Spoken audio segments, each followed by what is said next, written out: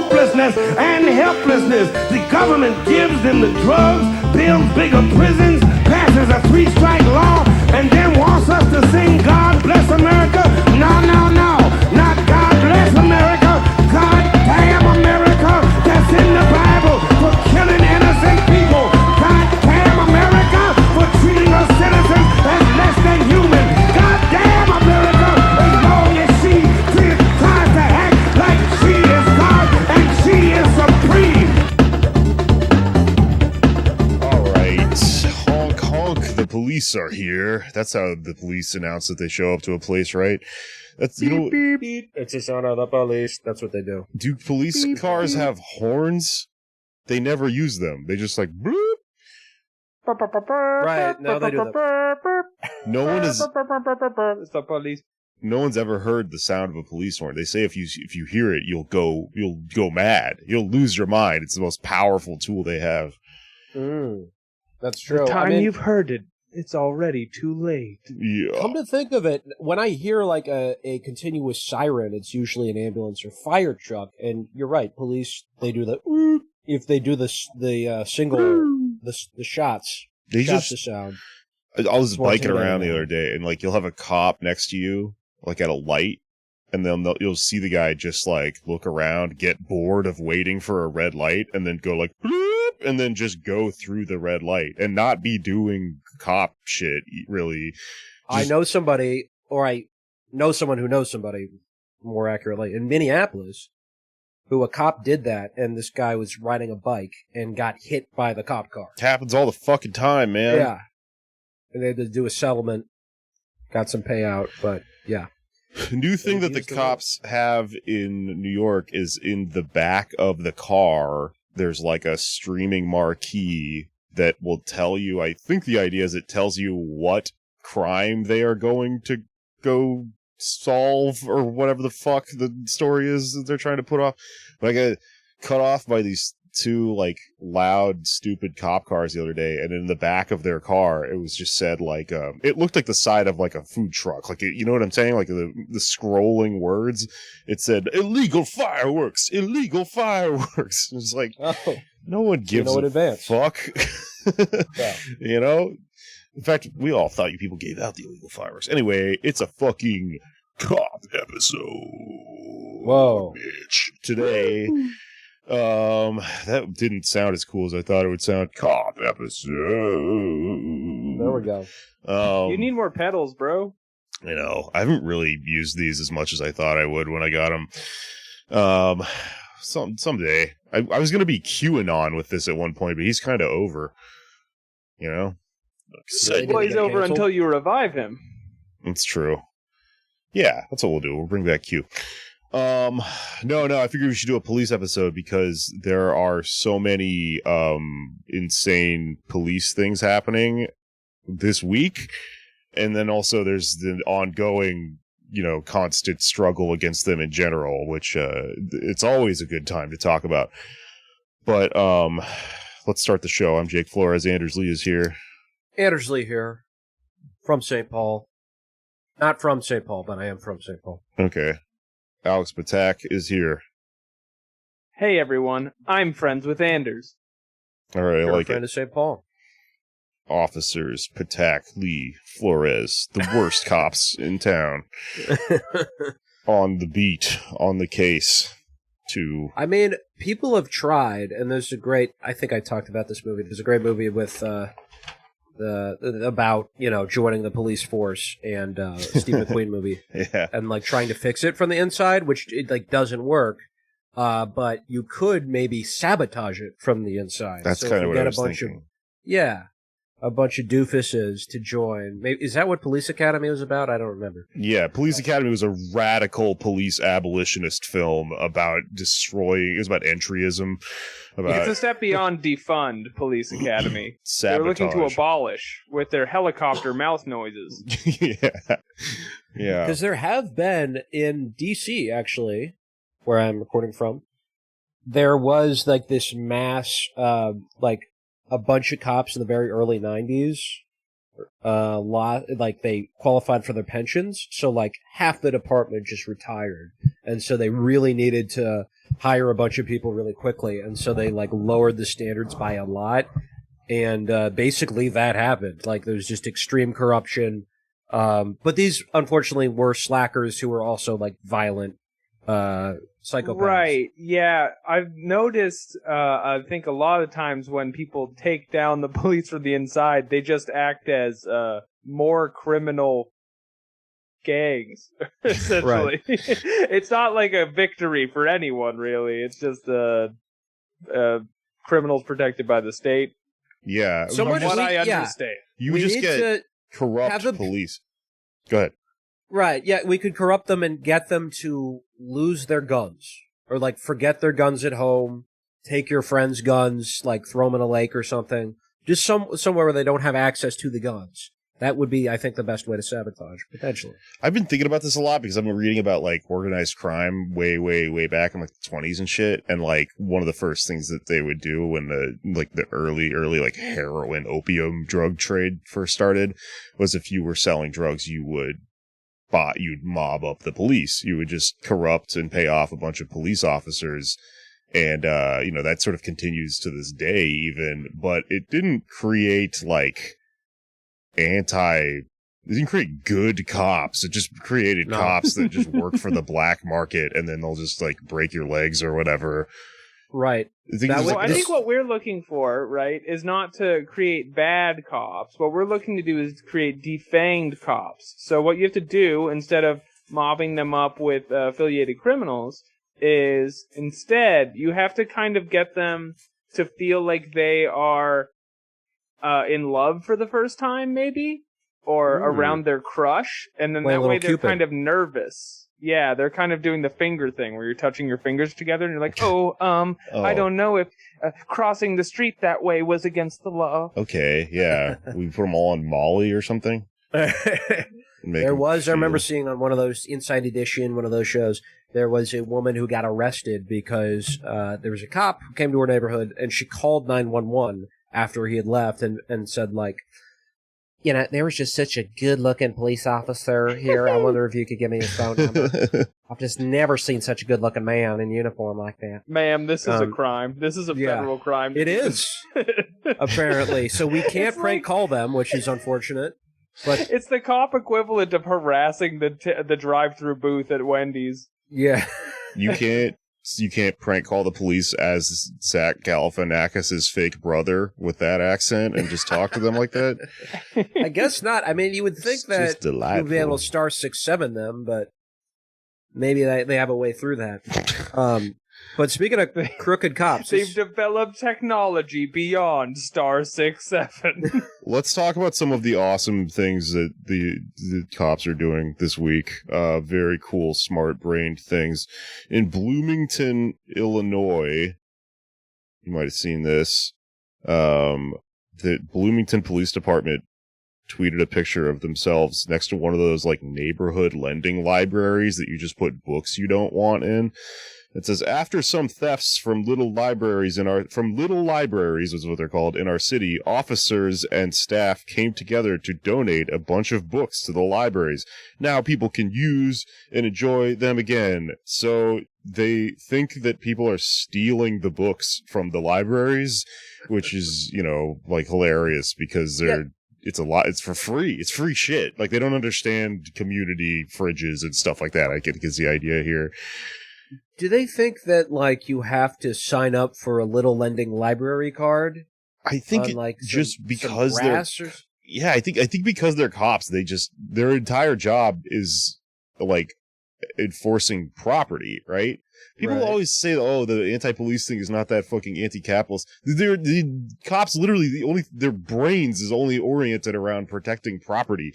And, like, I think that they see this, like, take a penny, leave a penny thing at a gas station, and then they're just like, getting angry and shit about it. And they're like, but someone, I gotta shoot somebody, right? Someone took a penny without leaving a penny. It's crazy. The entire community has been taking pennies. It goes all the way to the top.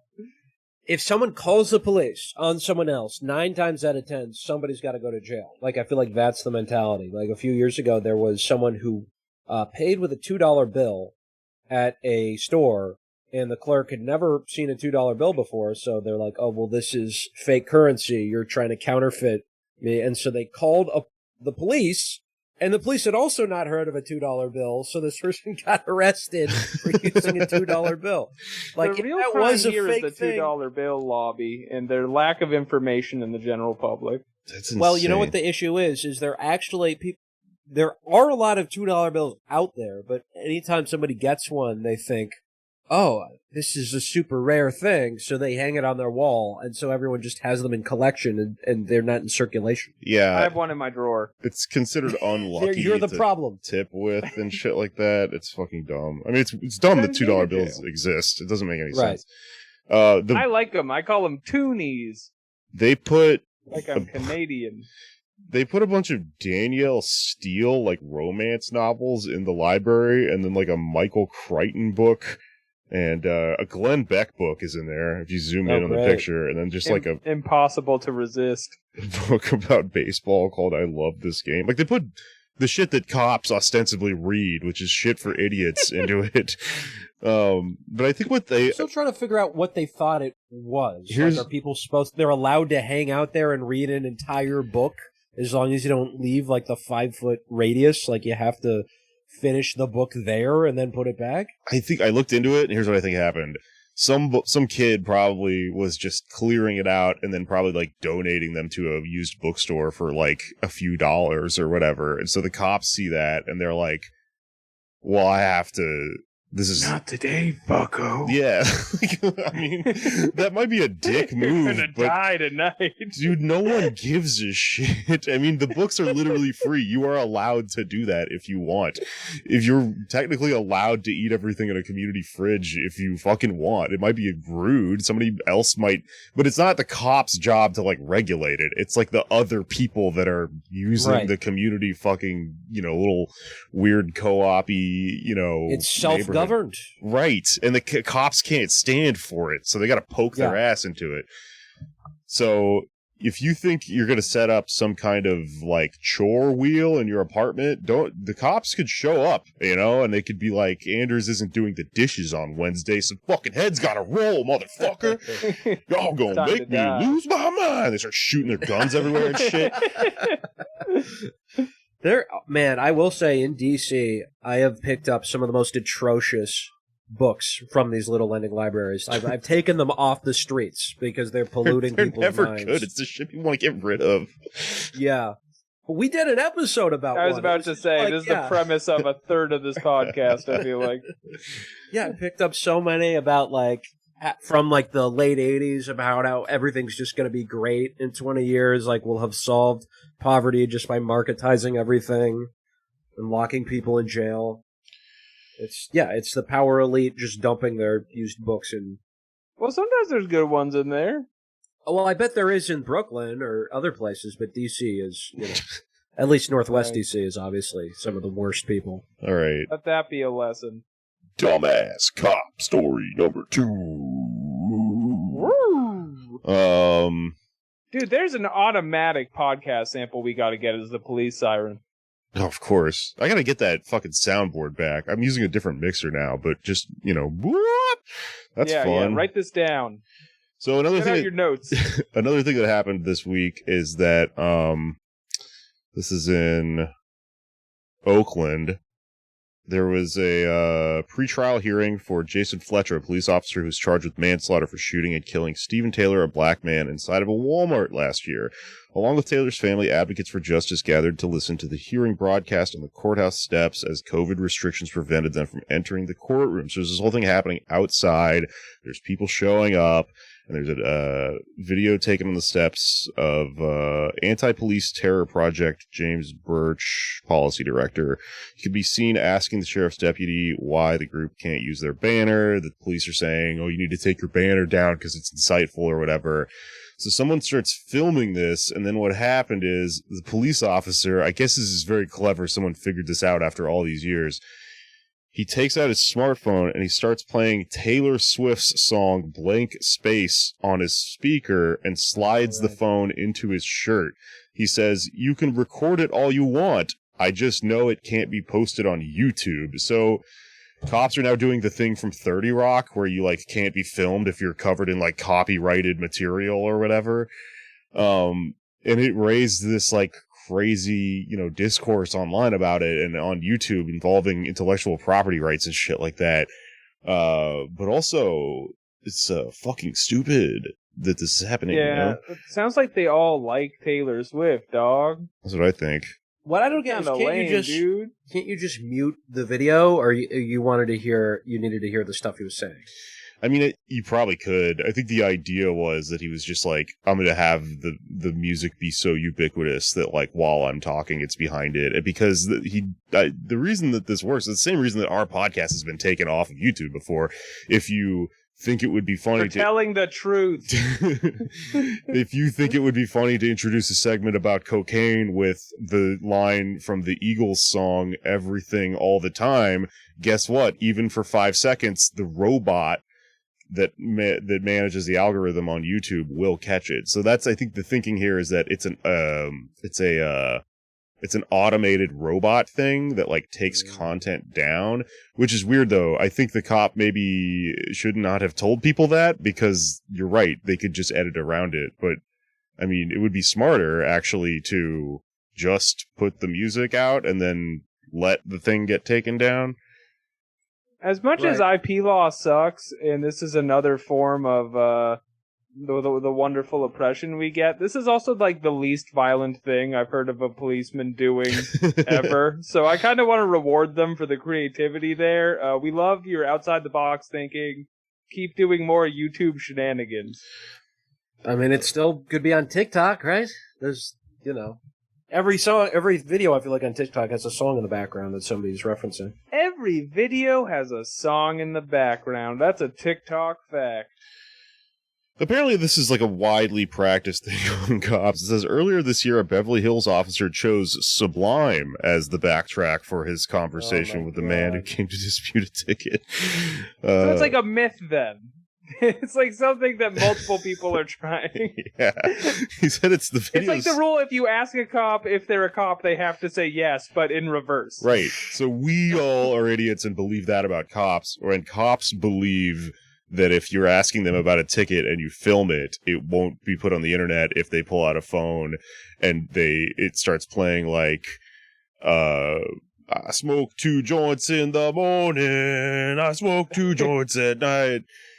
I don't record practice. it all you want. Smoke 2 joints. Well, then that could end up backfiring on the cops, because they think they can act with impunity as long as like hard in a blender, watch it run around in a beautiful oblivion, and they're just like beating somebody with a billy club for no reason. Yeah, that could backfire. Yeah, it could backfire. Maybe we should let them continue to run around with the Heart in the Blender song on. Yeah. Yes. It's like just that. It's legally just that song that they can do crimes to. Yeah. It's a loophole. It gets them so amped up. They love Max's Twitter account. They're so into the post, famous thing that he's doing. The postmodernly self-aware one-hit wonder. The cops are always talking about it down at the station. They're like, "Did you see what he said about Red Scare? It's fucking crazy, dude." This is the same guy who was touring with Fountains of Wayne, so you know he's real. I mean, they probably like Rage Against the Machine. I bet a bunch of cops do. Yeah, they're dumbasses. Stupid. Also because it's great music. It is, yes. Rage Against the Machine, thank you for listening and supporting our show. We're good friends with you, and you're friends with us. No, they are. Yeah, I'm not blaming Rage Against the Machine. I'm making fun of, Paul Ryan and shit like that, who don't listen to the lyrics. Yeah, and outlaw country people. I saw a funny Hard Times article that reminded me of that outlaw. In Texas, there's people that are just like really into Johnny Cash, but they love the cops and don't see the irony at all. Completely insane. Yeah, he was a guard in San Quentin. That's what he was singing about. Yeah. He shot a man in Reno just to watch him die, and also because he had violated He stole a candy bar, so it was okay. He stole from the public library, the lending library in Reno. I shot a man in Reno just because he stole a book from a library where it's technically free to steal books and it's not stealing. It's protecting the people's Dean Koontz. He had a copy of Dan Brown. And then the other thing that happened this week that kind of was a viral thing was the bomb squad in LA that went to. I guess the story is that they went to confiscate like a metric ton of illegal fireworks or something. Which, like, how the fuck do you even know? How do you find out that that's happening and then send like a person to go take it away? But they said that they put it into like a truck that's designed to detonate the bombs inside of the truck, and then they just did that in the middle of a neighborhood and they blew up 2 people's houses. So I will be linking to the GoFundMe in the show notes, because they straight up just destroyed 2 families' homes, and those people are just like living on their friend's couch now and shit. Fuck. Yeah. Comedy comes at a real price sometimes. So the police getting restitution? I know, they have a GoFundMe, dude. Because the police turned themselves into the Wile E. Coyote outside of their fucking home. They're just standing in the street, burnt to a crisp, holding the sign that says "ouch" or whatever. You gotta just let people do their thing with fireworks. That's one of we had a Karen when I was a kid trying to call the police on us because we would mix fireworks together, which I know they go in a certain pattern, but this makes it look cooler because all the colors at once. But people are like, no, that's too rad. You can't have that much fun. Yeah. We did also put a bunch of shit from under the sink in them, so maybe it's somewhat warranted. But this story really escalates as it keeps going, but I'm on your side. Everybody does a little bit of chemical warfare when they're a teenager. It's fun. It's part of growing up. I was like 9, but yeah. I was 9. I stole these from a free book depository. Yeah. They should do free firework depositories so everybody can have equal access to 4th of July. They should put the anarchist cookbook in the free library, so that then a cop gets really mad that you didn't purchase the anarchist cookbook, and he's like, "You pay that man, the publisher of the anarchist cookbook. He's a red-blooded American. He wrote his book for money." Yeah, so cops are, so cool. They're just the smartest, most awesome people in society, and they should totally have guns. You look at all this and you're like, we should trust these people with a fucking piece of metal that can end my life instantly at all times.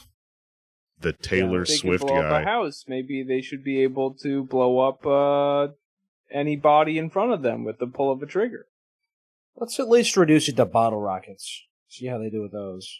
That'd be cool if the cop just had to start throwing black cats at you instead of having a gun.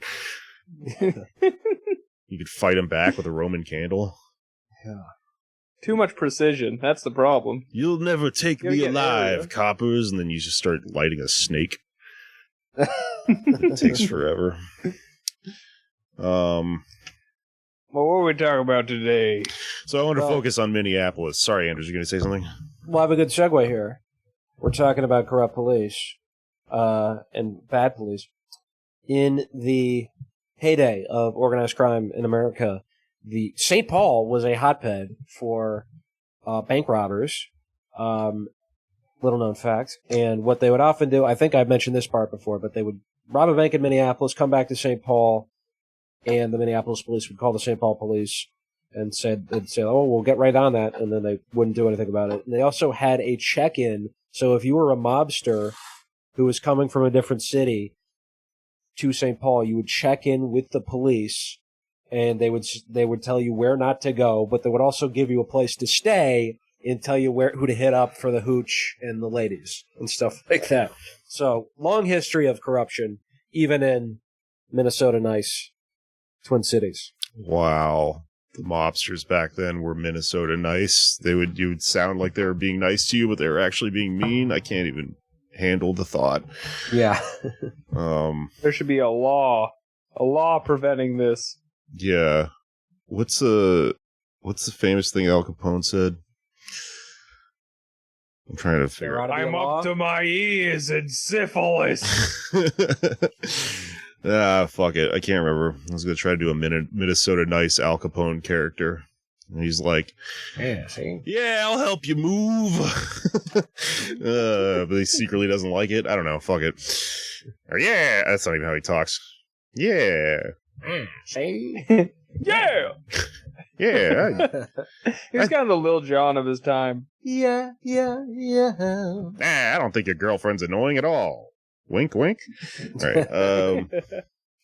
Let's talk about Minneapolis. So the reason I wanted to talk to some people on the ground is because I was reading recently about what's been going on in Minneapolis, and I noticed on social media that it has been ongoing, and you can see all the fucking live footage and tweets and things like that, but there isn't a lot of actual, like, journalism covering what has been happening because I think largely the narrative in America is that this sort of stuff stopped. Especially here in New York, it did, and everything's just back to normal, right? But if you follow Portland and Minneapolis, it seems like, you know, the struggle against the police is still going. It's never really let up. It's ebbed and flowed a little bit. But if you do read about the various things that have happened, most of them are covered by, like, local news, which is brainwash trash for boomers. So you can't trust that, right? And so, I started looking into some of the organizations that are, you know, engaged in, you know, distributing mutual aid and things like that, and also following along these organizations and exposing police and what's called collaborators. So a big problem that's been happening, I think, is in the effort to resist the police. We saw a lot of this in the uprisings and everything last year, but these sort of non-government organization type things will form that look like they're trying to help or they're trying to mediate between police and the community, quote unquote, or something like that.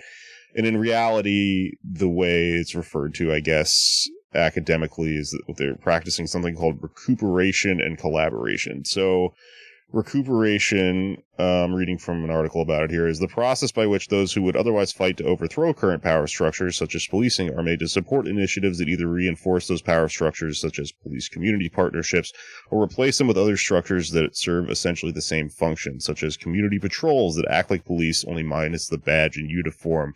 And I noticed a couple of organizations that were keeping track of these, so I thought it was cool, and I started there. So right off the bat, if you're in Minnesota, I'll link this.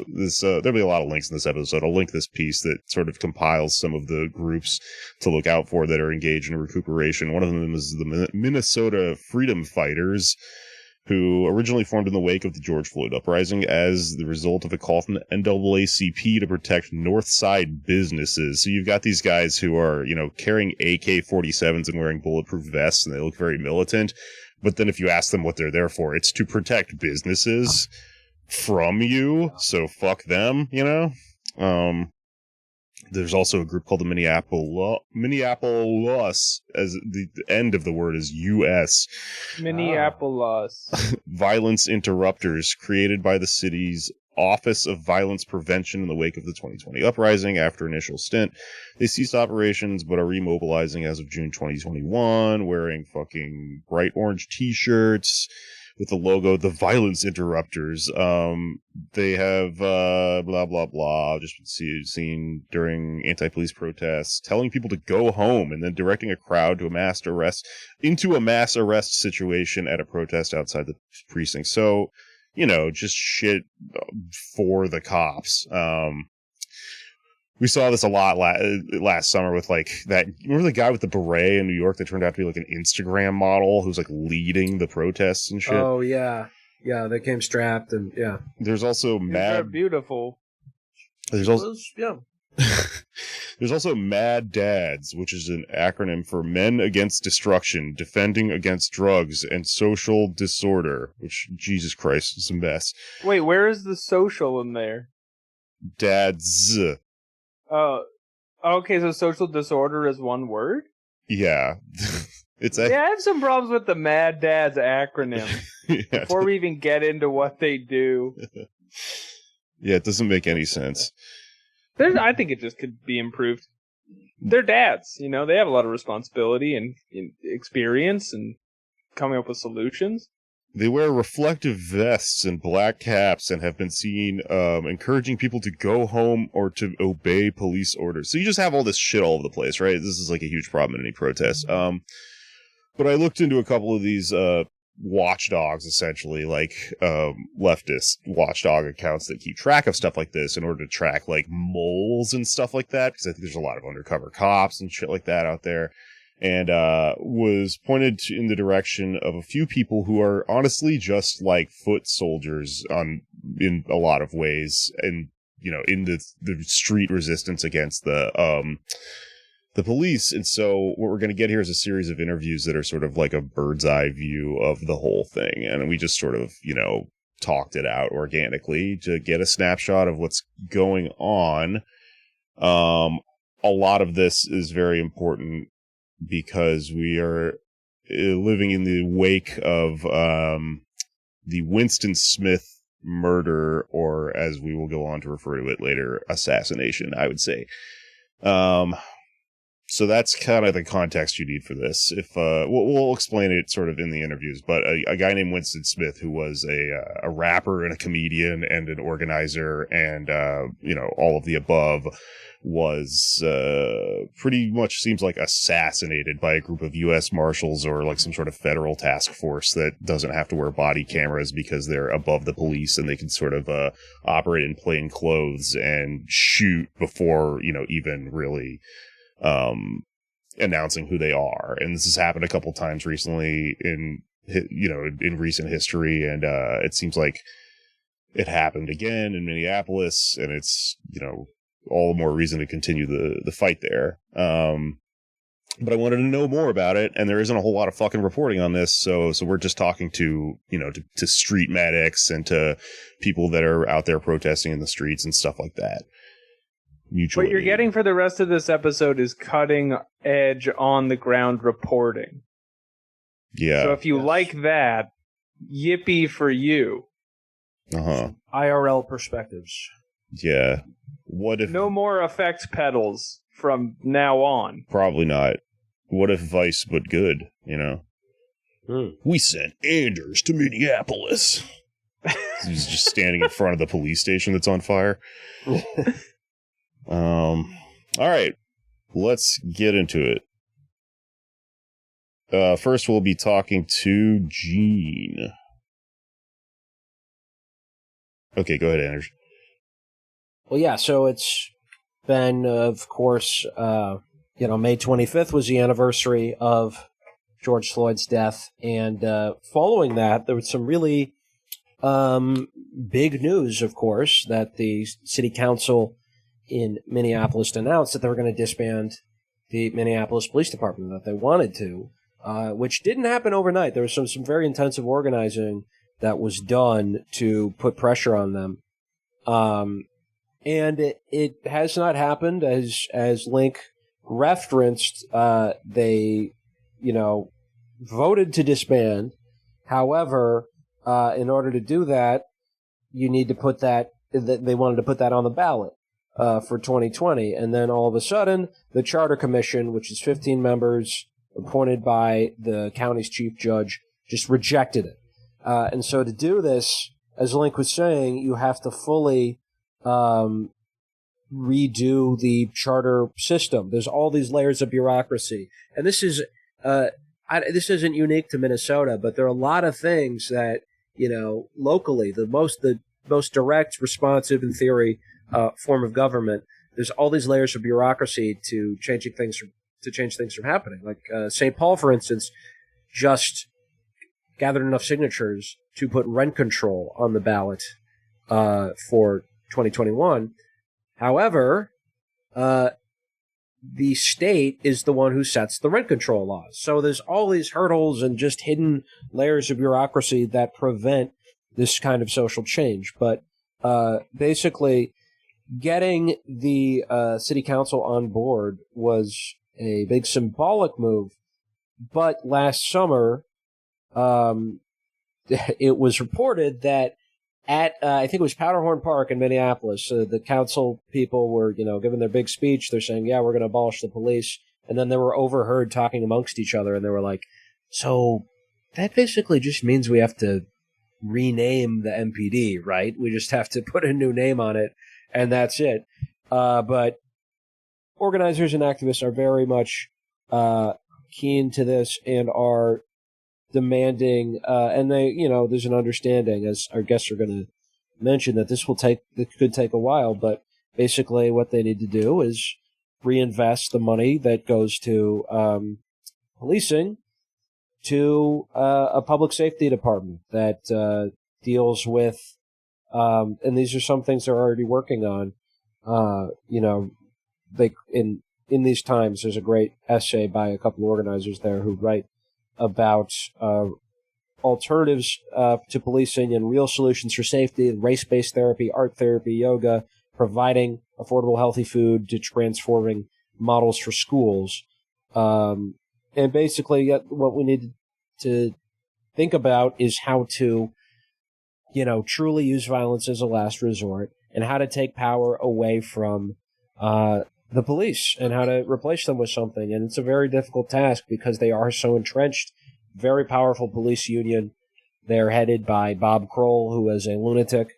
But it's going to take a while, but I think some change is possible now that and I think the way to do that is by displaying for the people of any given city what the alternatives would look like. So showing them, this is actually better if we have people who are trained in mental health crisis to deal with an unstable person. That's better than sending in a cop to shoot. Right. In Minneapolis parlance, currently violence is the cheese inside the Juicy Lucy of public protection, when what the state needs is a proper hamburger. Yeah. Otherwise, you're going to have a fucking heart attack at like age 50. Right. And then we need some Beyond Meat, folks, which is, you don't always have to tell people that they're eating Beyond Meat. Sometimes an Impossible It could be a Burger. surprise. Right. The Impossible Burger can be an after-the-fact thing. Yeah, I agree. All right. That makes perfect sense. Well, I think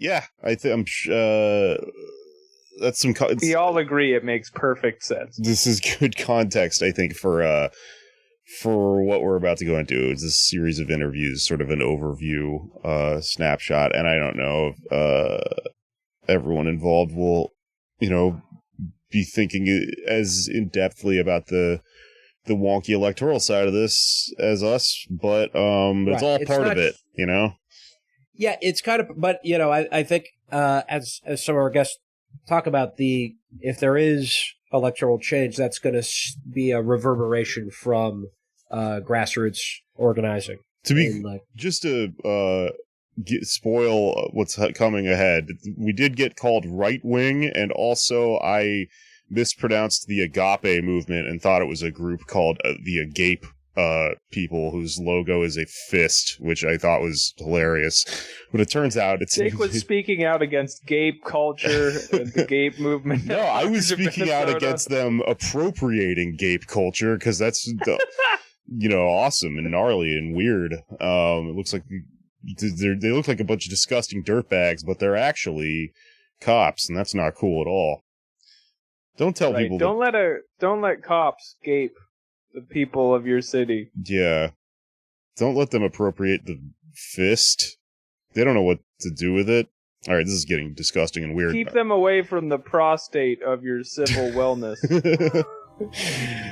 All right, let's talk to our first guest here. This is JENE.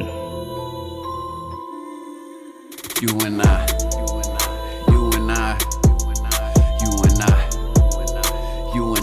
Okay, we are now talking to JENE. Welcome to the show, JENE.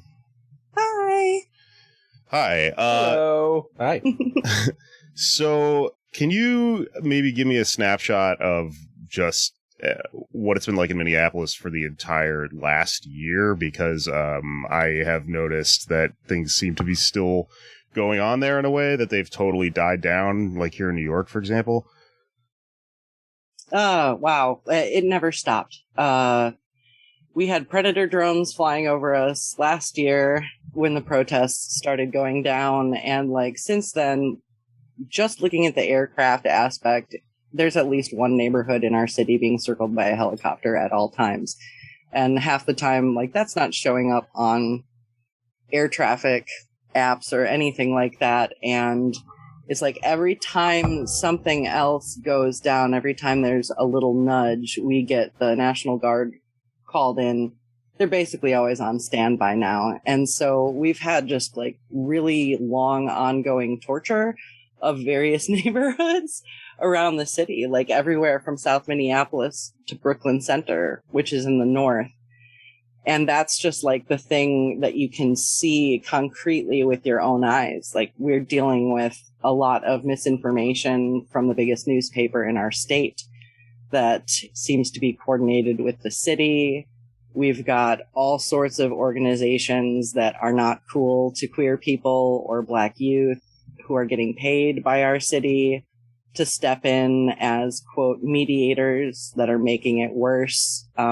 It's really wild to see the rest of the country saying that we're basically a burned out hellhole, because if you don't go directly to where everything got burned down, like, you can't tell that things got burned down. Like, you can smell the uprising in Uptown a little bit, and you can smell the uprising in South Minneapolis to this day. But like, it's been a year. Like, the police didn't stop killing people. The police didn't stop lying about killing people. The COVID funds that our city was supposed to use for a lot of really good things never got used. And like, we're in this constant battle where, you know, now our mayor is trying to get reelected and talking about all these great things he's going to do with the COVID money. And what we're seeing with all of that is that bureaucracy never moves fast enough to save people's lives.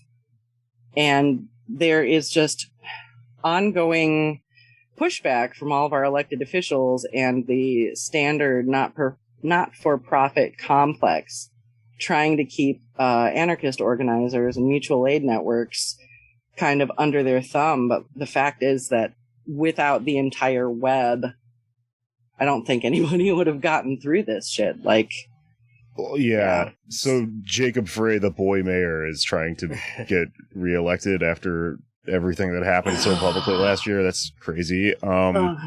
Let's start here for anyone maybe uninitiated who's listening. Can you tell me about, I guess we should probably start with the probably most high profile story, which is the killing of Winston Smith.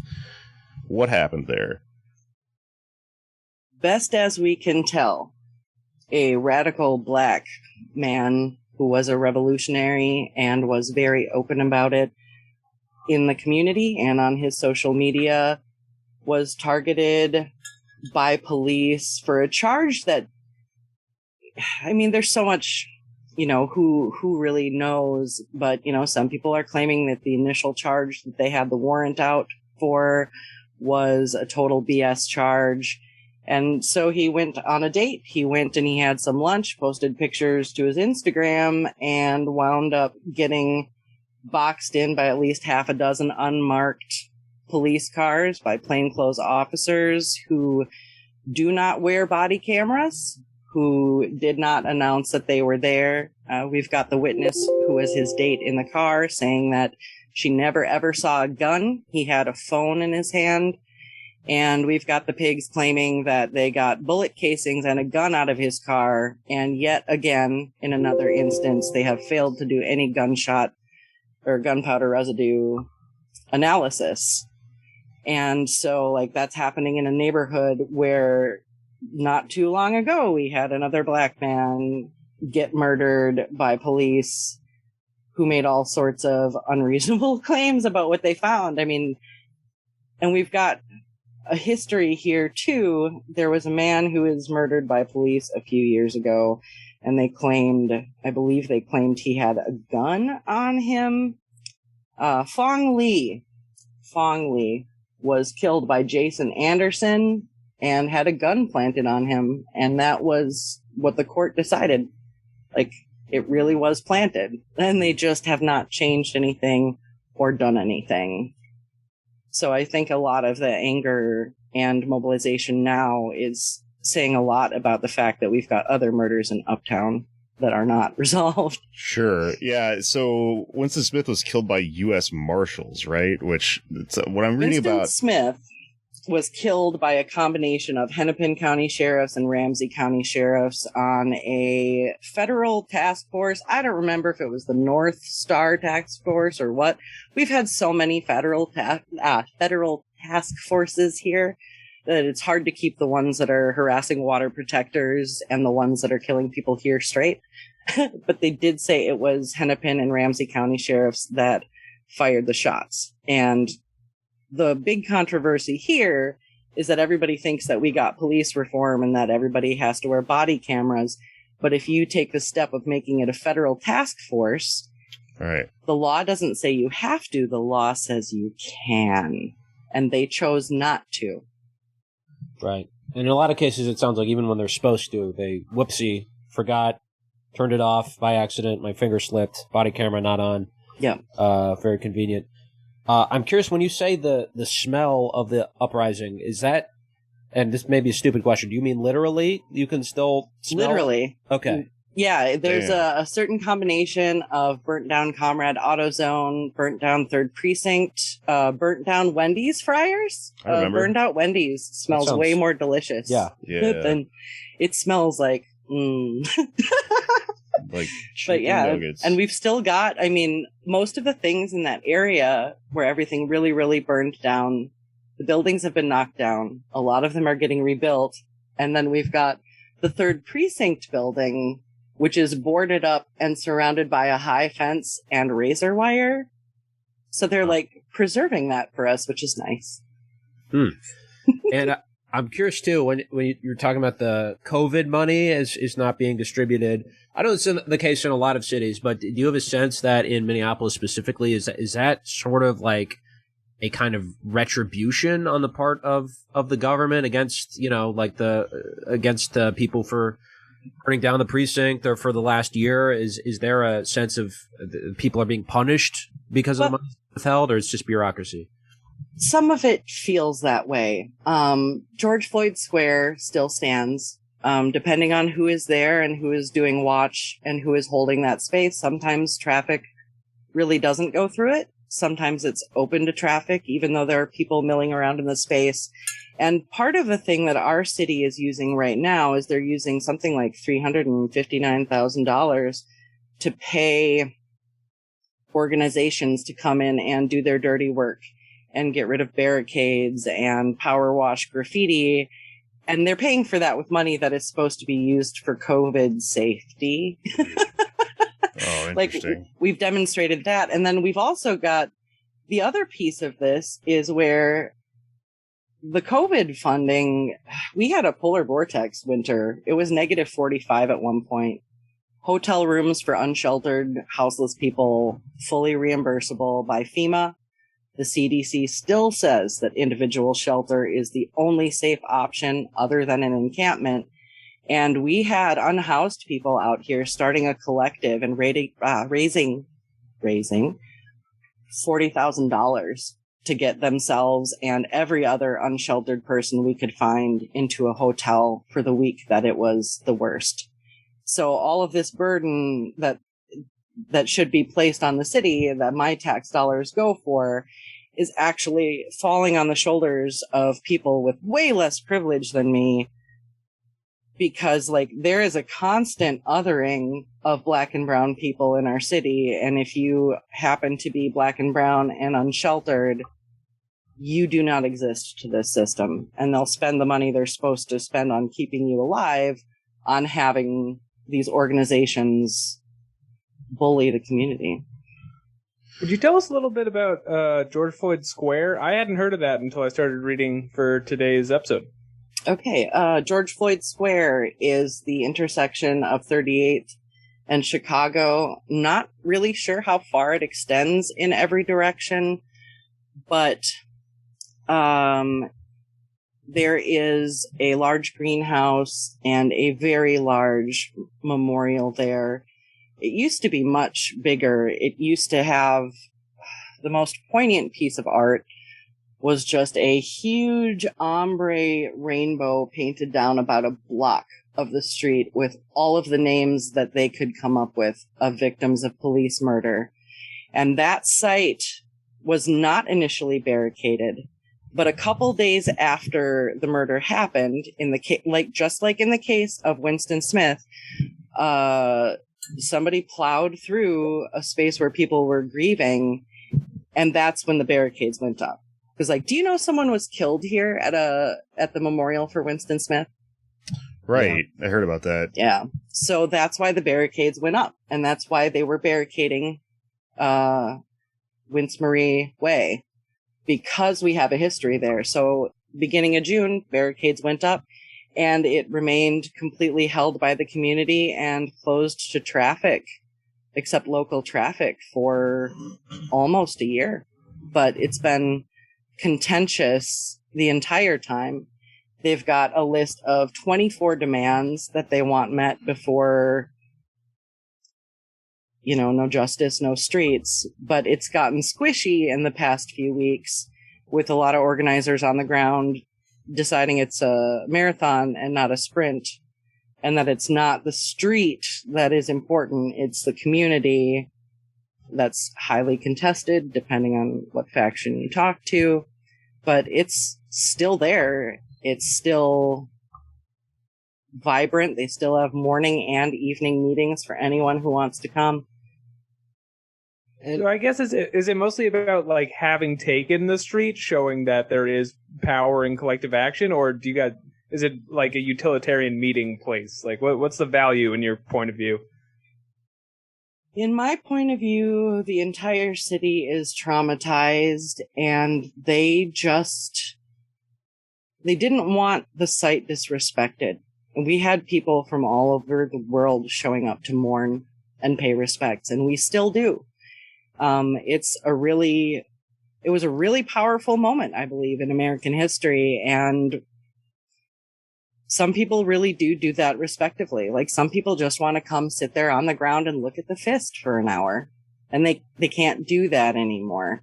So, I mean, yeah, I think it was a little bit of everything, because it was such a huge deal that for the longest time, even the more liberal organizations were willing to do more radical actions to protect everyone's right to interact with the space and grieve how they needed to. I think I read at some point that it was operating as somewhat of a quasi-autonomous zone. Is that a thing that had happened, or is still happening, or what's the deal? Because I think what I had heard is that the police and Jacob Frey didn't really want to admit it. They also weren't really going into it in full uniform. I'm sorry about the exasperated sighs. Oh, I feel you. Long year. I would say yes and no. There was a large swath of people involved down there and in various communities that didn't like calling it that, especially because of all the negative publicity of the Chaz, etc. Totally. And the idea of an autonomous zone is seen as a very white anarchist concept here. Yeah.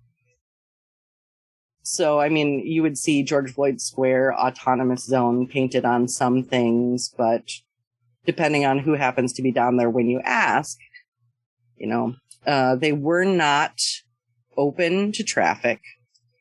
They did let police in at least once when there was actually a shooting there, but most of the police action that we saw happening in George Floyd Square was random bait cars that were obviously stolen and ditched and snuck in the middle of the night and things like that. Okay. It was pretty obvious they were trying to make up excuses to come in, but there wasn't more violence down there than there usually is. Like, that corner is known.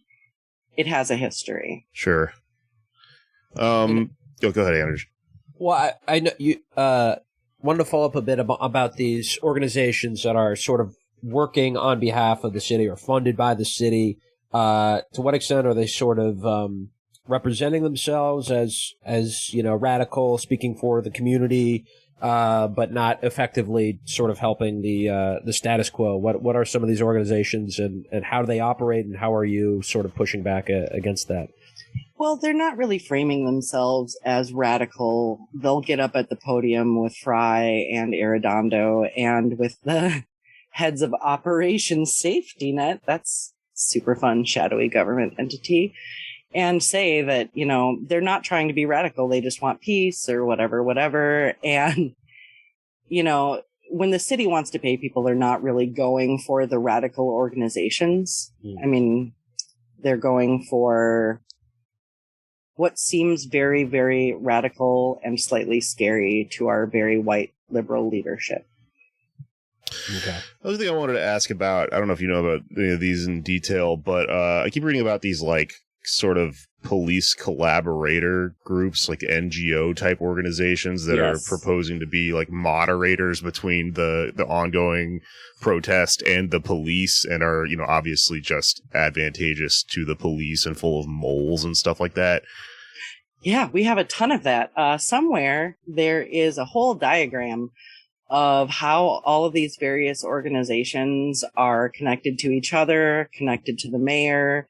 We're starting to see some really troubling overlap in some of the organizing, where very right-wing people who have been proudly photographed with Proud Boys, people who were present at the January 6th insurrection, are just hanging out on Facebook with the same people and having fun conversations with the same people who are painting over the artwork at Winston Marie Way.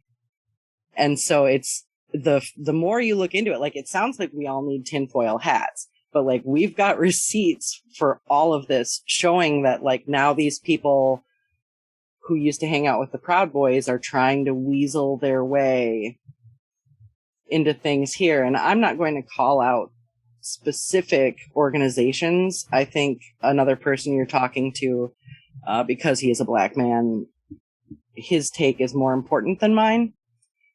But it's really obvious that they're not interested in the kind of liberation that centers people like, say, black queer youth. We've gotten a lot of misogyny and homophobic stuff and threats of assault, etc., toward black queer youth coming from these organizations. And it's really troubling. It's troubling that they're doing it at all, but it's really troubling that they are using organizations whose members really make people feel unsafe. Yeah, that makes sense. I won't rattle off a bunch of them, but there's just one that keeps popping up on what I'm reading about called the Agape movement, which is just so insanely, like, branded. Because I guess what they're saying is that they're bridging the gap between, like, the police and the community, but their t-shirts are just black with huge white letters that say Agape. Well, it's actually agape. Oh, I was about to say, right? Like, I'm not crazy here. I choose to read it as a gape, just like every time I see U.S. Bank, I think Us Bank, because it's more fun in my head. Yeah. But yeah, I mean, they are one organization that has been on the ground and been propped up as the model for how our city wants to heal the community. But, you know, I've got unhoused folks living in the area that are telling folks that they're getting harassed by these people. And there just is no, like, who do you complain to when somebody does a hate crime against you when they're paid by the city? We don't know how to do that. They don't have a manager. They're just getting paid to do whatever the hell. And I'm sitting here going, hi, we've got 20 people who live in this encampment. It's going to be negative 45. Could you chip in $5 to our fundraiser, Mr. Mayor?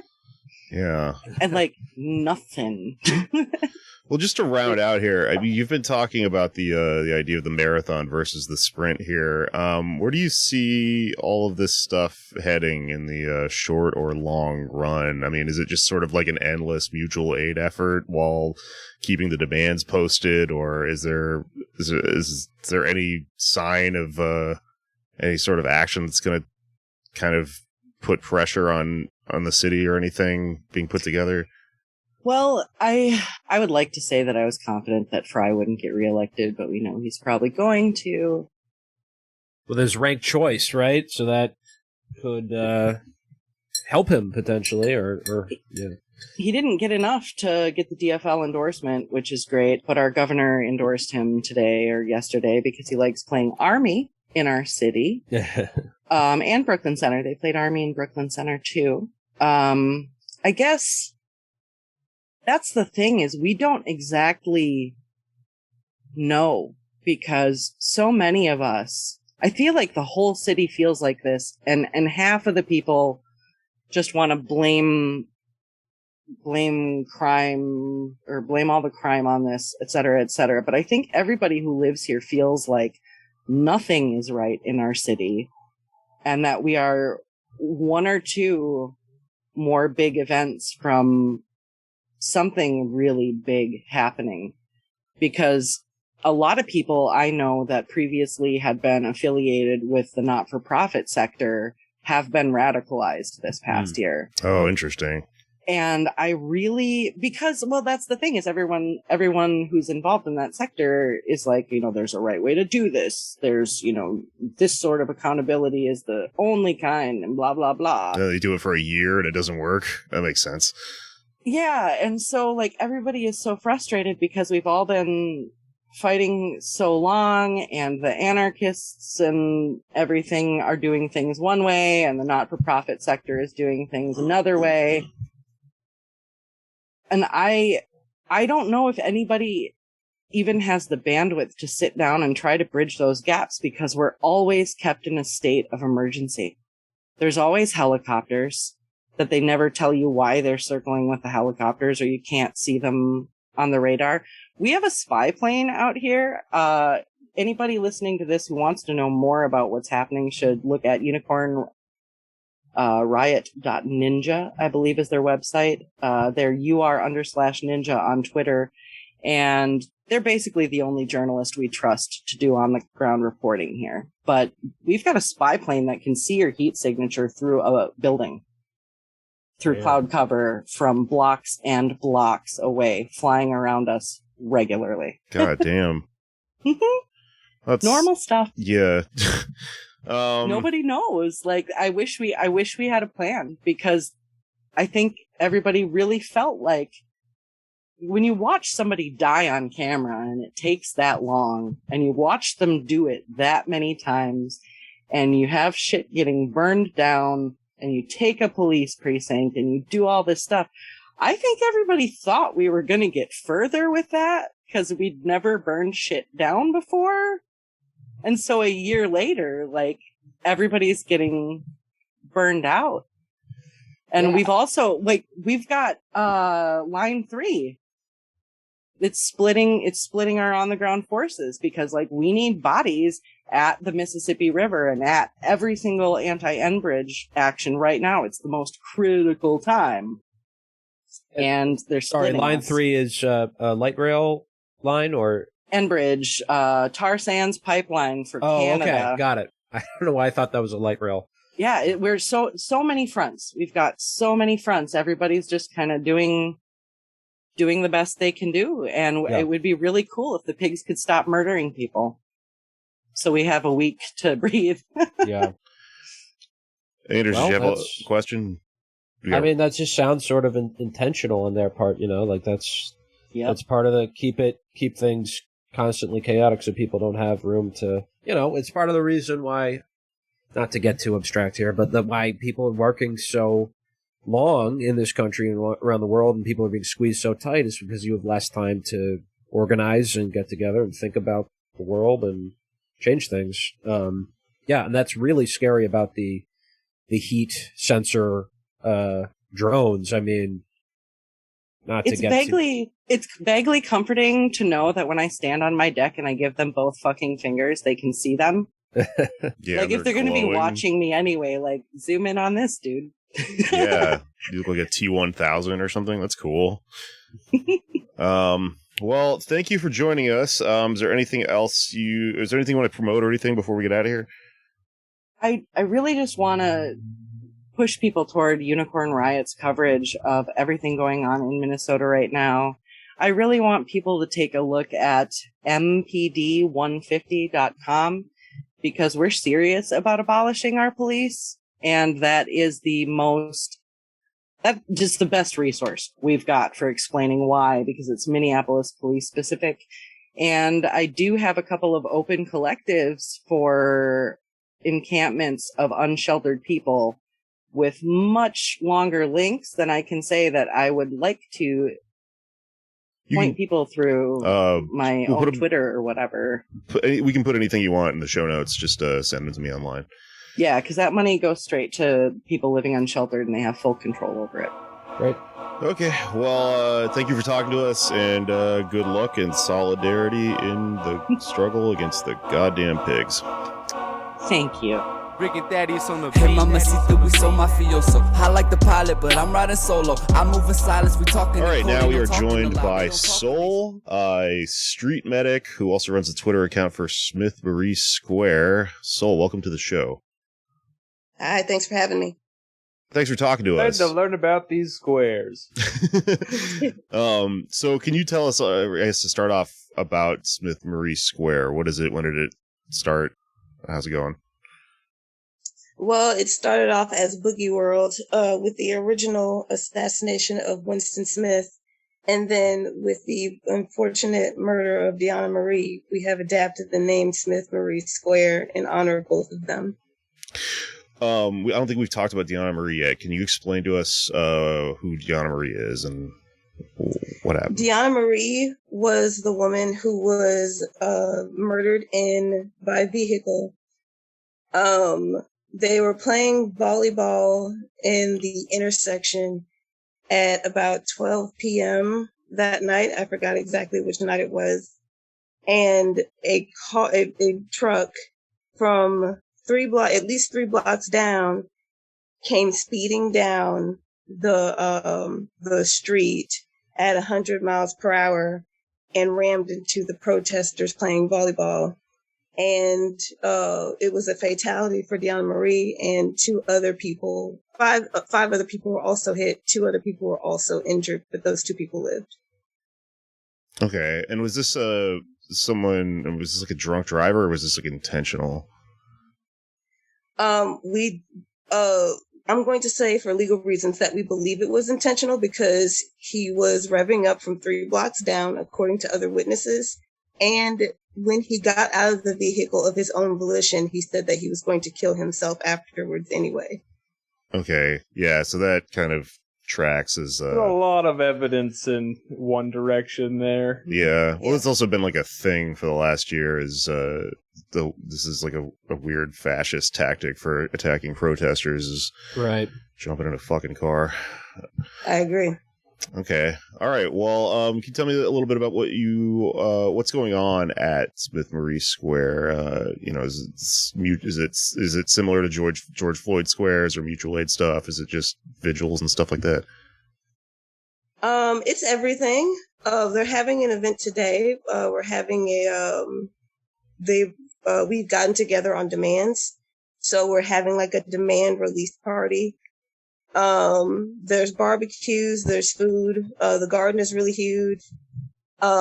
People come, they make art. People come with their own megaphones and they say whatever their message is. They practice their freedom of speech. The memorial for Winston Smith is up in the parking garage where he was murdered. But a lot of people hang out next to the unfortunate death site of Deona Marie, because that is the one that is on the street where she was murdered on the sidewalk. So yeah, there isn't much that doesn't go on there in the name of good old practicing our right to protest. Sure. Yeah, makes sense. Do you face harassment from the police? Is there a huge presence there, or they stay away? How's that work?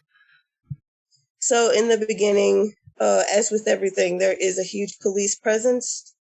Nowadays, they just pass by, they honk every now and then, and the property manager for the side that is the garden, there have been conversations and there has been push back and forth. So no one, as of right now, from my perspective, I will say that no one is getting pushed back in the garden, but Link, being more involved in the garden, might tell you differently. As for the street and the other side of the driveway, which is public property, there's been a lot of pushback, because that's the part that the police can get involved in because that's public. And also that's the part the city gets involved in because it's the street and the road.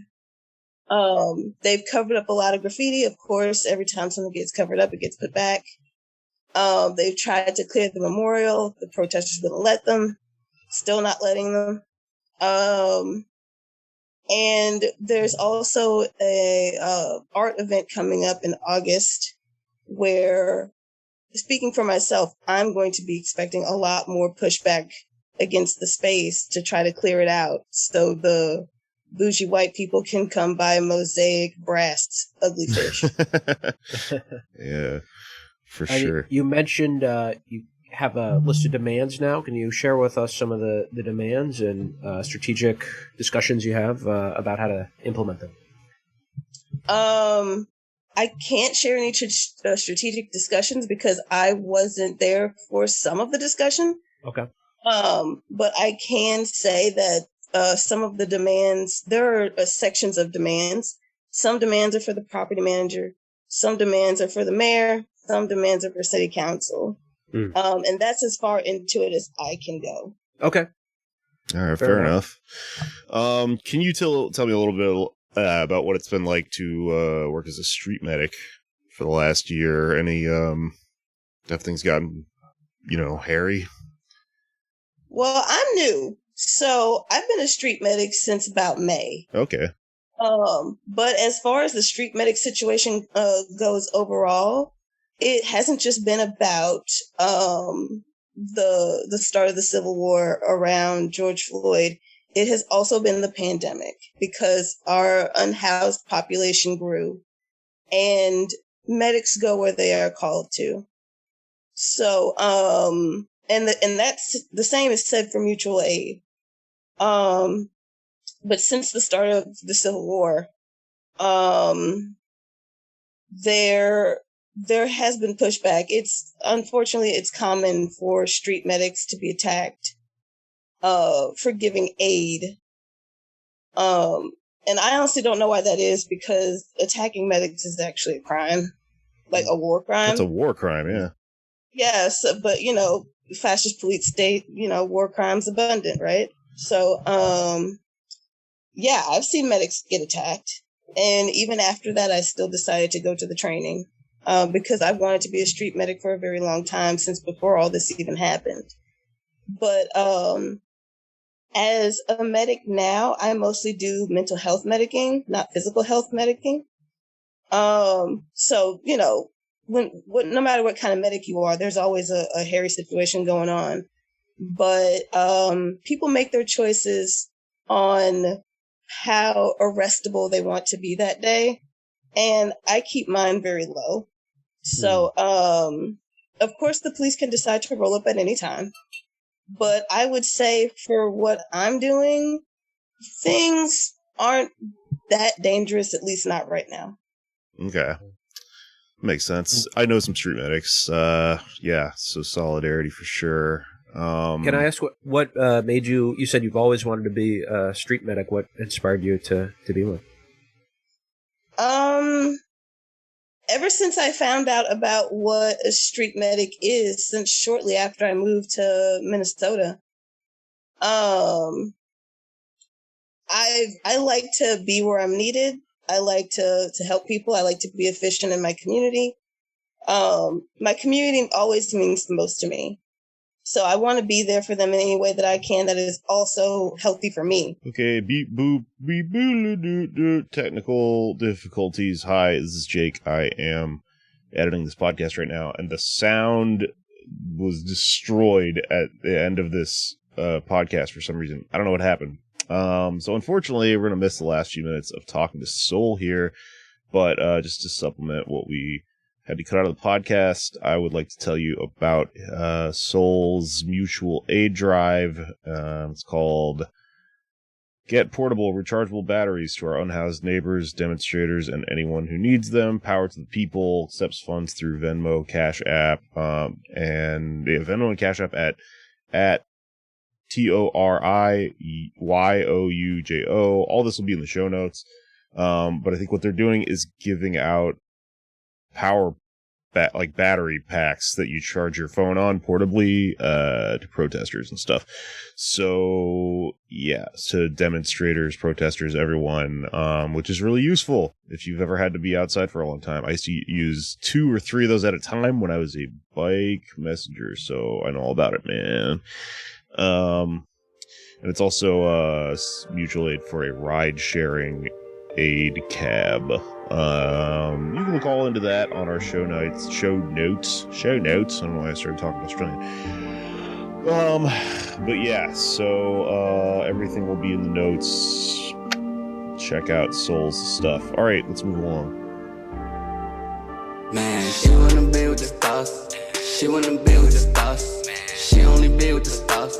She only be with the stars. All right, we're now joined by Comrade Link. Welcome to the show. Thank you. So you are you're at the damn thing right now, huh? I am.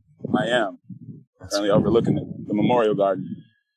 Yeah, it looks pretty intense. I can see through the Zoom call here. Cool, man. Well, yeah, everyone listening, look through the Zoom call. No, shut up. You can't. Can I show it off? No, they can't see it. I mean, we can see I it. was joking. They can't see it. Word. Okay. Word. I was just fucking around. So I guess what we were going to talk about a little bit here was you were describing as the narrative wars around Winston Smith. Can you tell me a little bit about what you mean by that? So from the jump, day numero uno, when Winston was assassinated, there were nonprofit organizations, a part of the Office of Violence Prevention group in Minneapolis. So these are orgs that are funded by that.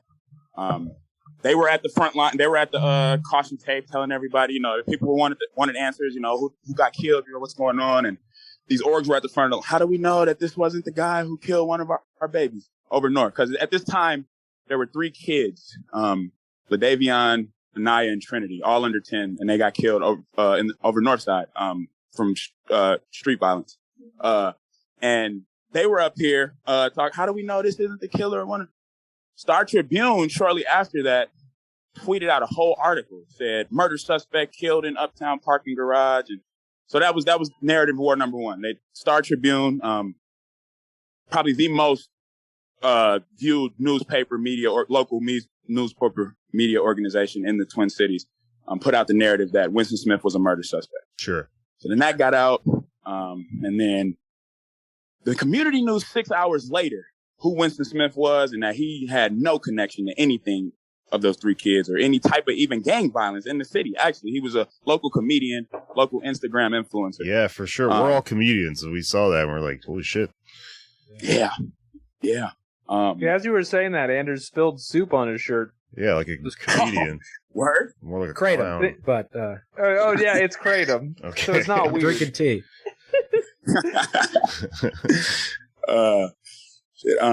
So yeah, it took them 5 days to retract it, and when they retracted it, it was an editorial. It wasn't even like they do that in the media a lot, where it's like by the time that they edit it, no one's reading it. The word already got out. That was right. The Star Tribune sucks. I've written 2 letters to the editor that have been published in the Star Tribune because that's what they do is they'll do some dog shit article and then they'll let you gas on about it in the letters to the editor, and then it never gets like retracted or whatever. They just had bullshit statistics about trade policy like 10 years ago, and my 20-year-old ass had to chime in. No, yeah, and it's crappy, right? They end up just being like, I don't know, man, capitalism spokesperson. I don't know, man. Yeah, they pair it.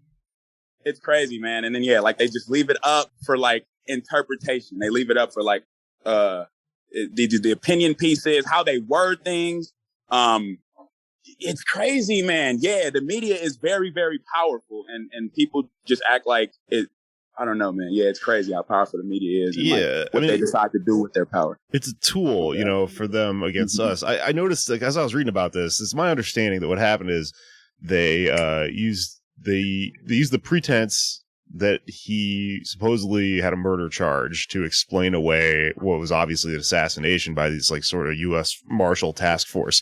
And then if you read into it, he did not have a murder charge. All he had was like a charge for like possessing a weapon. I think he got pulled over and he had like a gun in his car. And people have pointed out, like, if you look at his social media, I mean, most of it is like just promoting music and then like, comedic sketches and shit. He had a thing where he was like showing off his car and then it was the Oscar Mayer Wienermobile. It's pretty funny, And then he's got a picture of him with like a gun or something, which like, sure, but like there are pictures of me with a gun on the internet and I didn't get fucking assassinated this week, I mean, what does that mean, Guns are legal in Minnesota. It's not a crime to have a gun and take a photo with it. That's the main thing that they're good for is taking photos with. It's fucking cool. Right. That's all you should do with them, frankly. But like, do you feel like this is sort of reminiscent? I mean, this is tale as old as time, right? Black person gets murdered and then the media sort of rewrites their history as, a quote unquote thug or whatever. But do you feel like this is sort of reminiscent too of the outside agitators narrative, from last summer? Like the people, good church-going liberals in Minnesota didn't want to believe that people from Minneapolis and St. Paul actually had grievances that they were taking out on the police, that this was just a big plot of people from out of town. Is that kind of the same way that the media is constructing a narrative? And bingo. Okay. Bingo. You got it. And like, yeah, the like you said, it's an age-old time.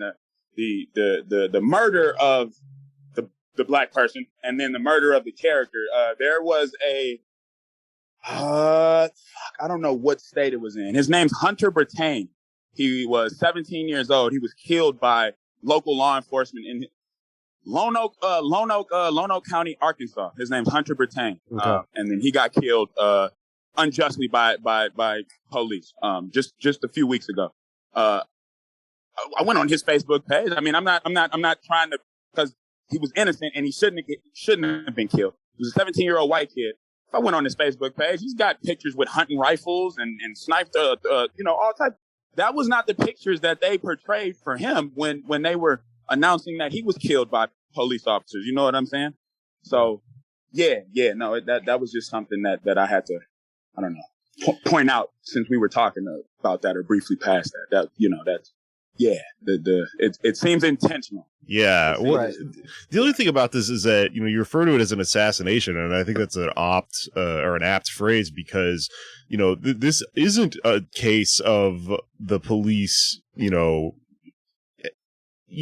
as so many shootings are, is, they just sort of out doing police shit and then they sort of like accidentally kill someone on purpose. Seems like it was orchestrated because of his social media presence, because he was talking about, militant resistance, which is something that all of us are fucking talking about. But they took it to one guy, and it seems like they pinned it on him that they could, at least, the narrative could be like, oh, look at this scary black guy who's talking about armed uprising and shit like that. Dude, and like, it is an assassin. I use that word, and I like how you broke it down, because you broke it down perfectly. And it is, dude, like, if you go to Winston's Instagram, he died June 3rd, June 1st and June 2nd. He was in the same park. He hung out in this area. Like, he went to Stella's often and, he was in this parking lot. June 1st and June 2nd, he was in the exact same parking lot that they came, but he was with his homeboys, right? He was with his homeboys. And if they were monitoring, he was shooting skits. If they were monitoring him, like they said they were through social media. Yeah. Well, they knew he was on this part. They knew he was at the same spot that they just got him on the 3rd. They knew he was there the 2 days prior, but he was with different crowds, right? They waited until he was on a date with a young lady. And then they didn't get him in Stella's. They didn't get him on his walk across the street from Stella's to the parking structure. They got him while he was cornered in his car. And keep in mind, they had a whole operation. They had shut down the electricity and the parking structure. So they knew that he was going to eventually have to come from Stella's to the parking ramp. But why did they choose that way to execute the arrest? Mm-hmm. Because it wasn't an arrest. It was an assassination. In my opinion. I don't know. But I mean, that's just, It's crazy, man. Yeah. What was the incentive or the motive behind killing this Winston in particular? Oh, like you said it, man. He was starting to pop. Like, I don't know if people know about like the it's like a what is it? It's a new wave or whatever of like hood comedy is what it's called. It started in Chicago and then it branched off in Atlanta with DC Young Fly.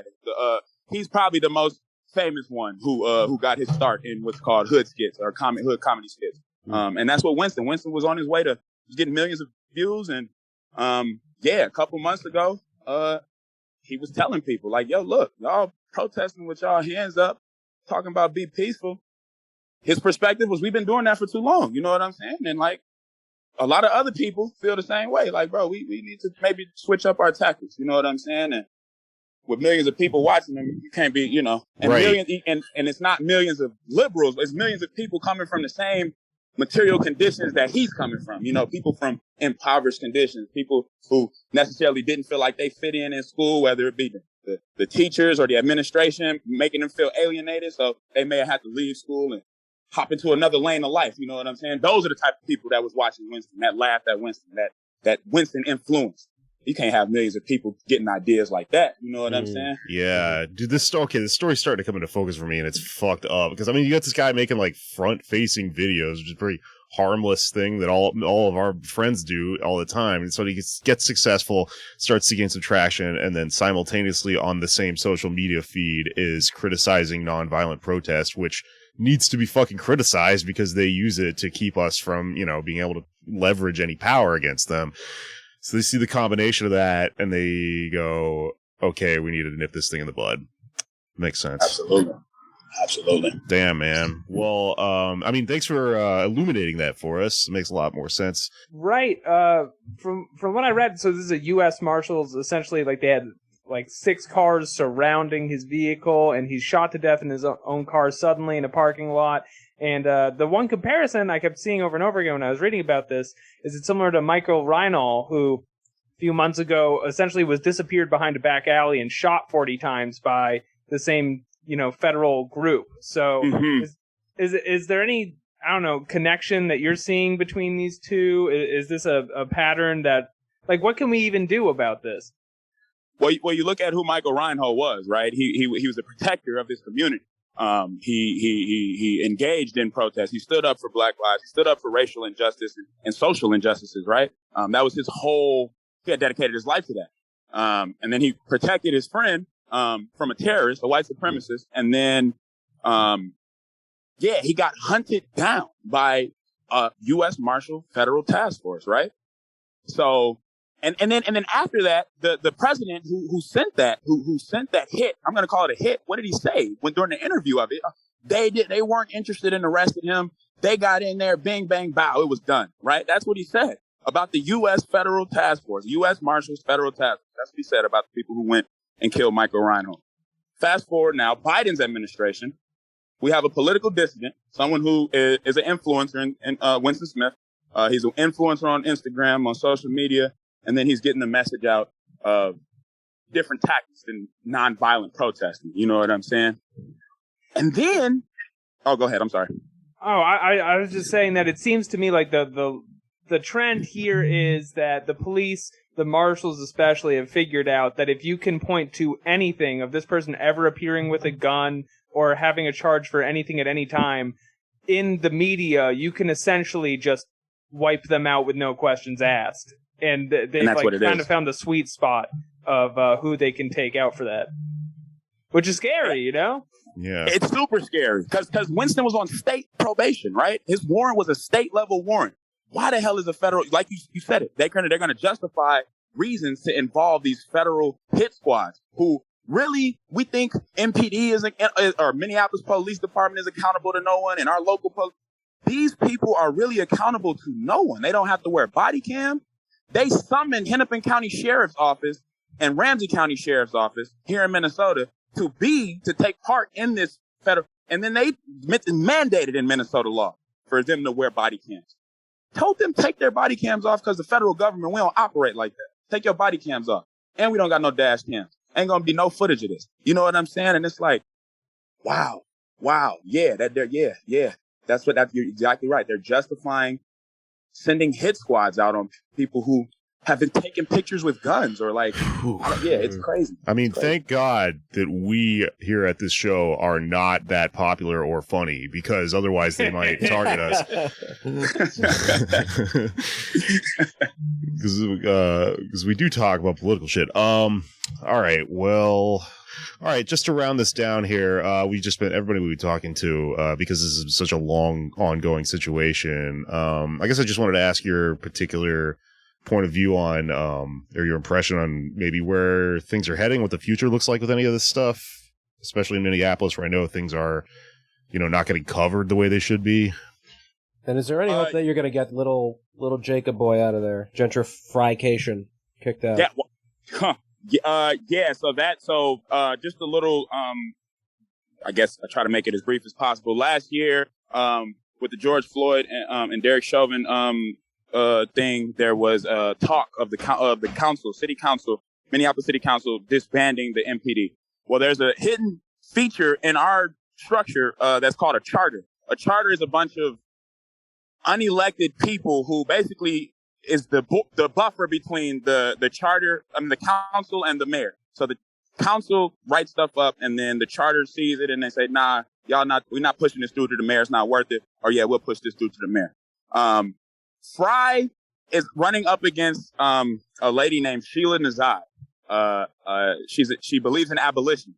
When Sheila gets in there, she's gonna get rid of the charter commission. And Sheila just beat Fry in the runoff election here in Minneapolis.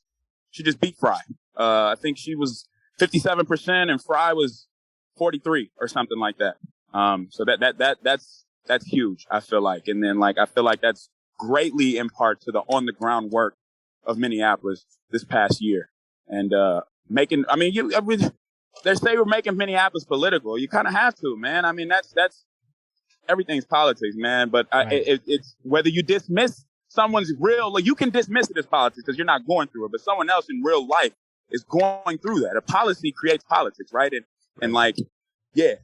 So hopefully that is a up and up. Sheila beats Fry, and then our on the ground fight becomes easier. I've lost faith in electoral politics, but I'll admit if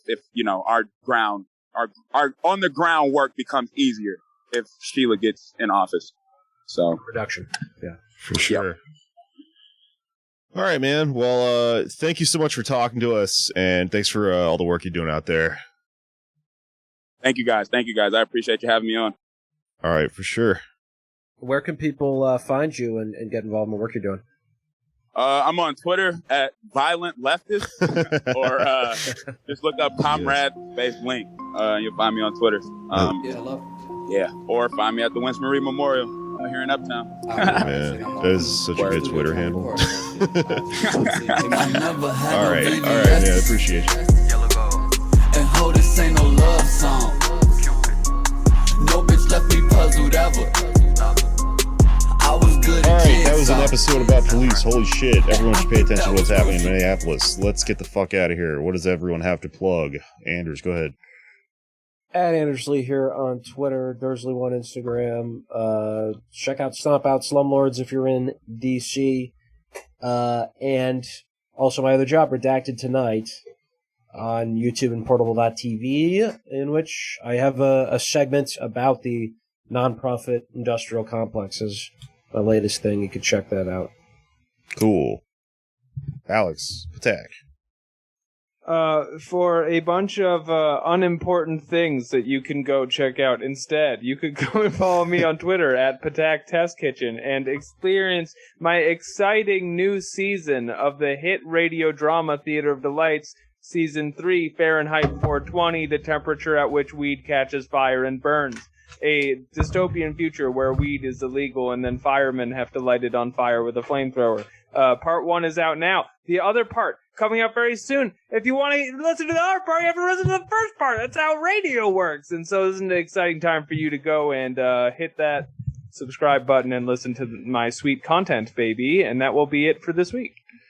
You can always like, subscribe, and all that shit to us. It helps us out on iTunes. Also, we have merch for sale, which I did not realize I wasn't charging shipping and handling on those shirts with rats on them. So if you bought one of those, guess what? You have $5 extra in your pocket.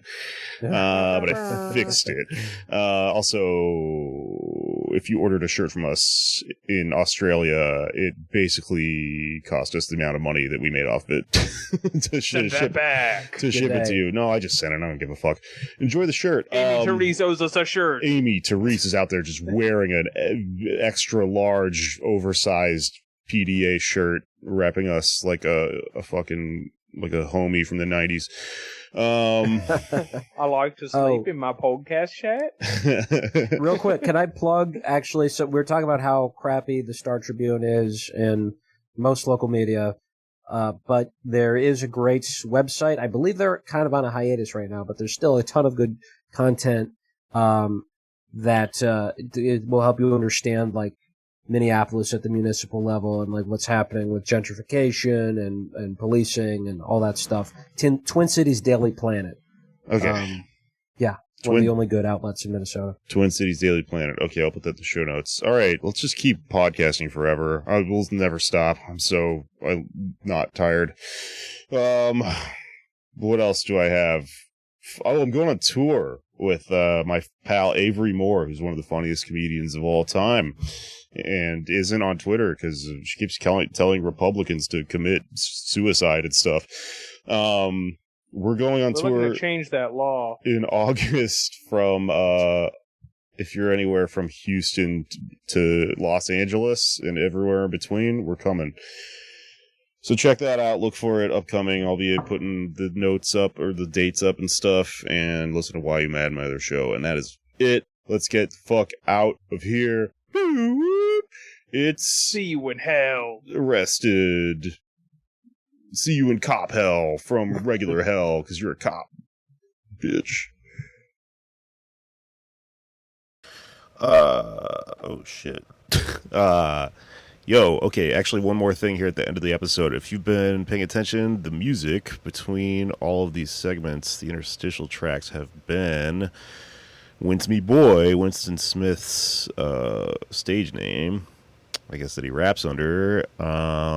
I looked him up, but his music's really good, and at the risk of getting us fucking Taylor Swifted by the pigs, I am going to play as an outro song this one that he has up on YouTube that was released March of this year, titled Feel Alive.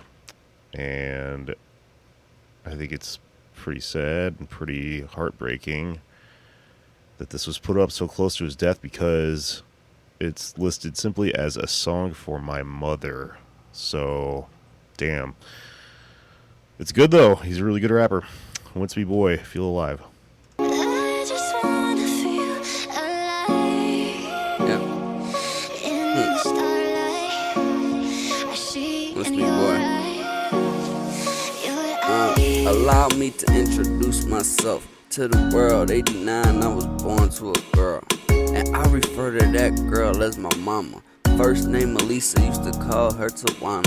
And dear Lord, I hope you know she tried. So bless her, cause without her there is no I. You gotta break down the beat and let the song just cry. Sometimes you gotta stand strong for your mom, that's why.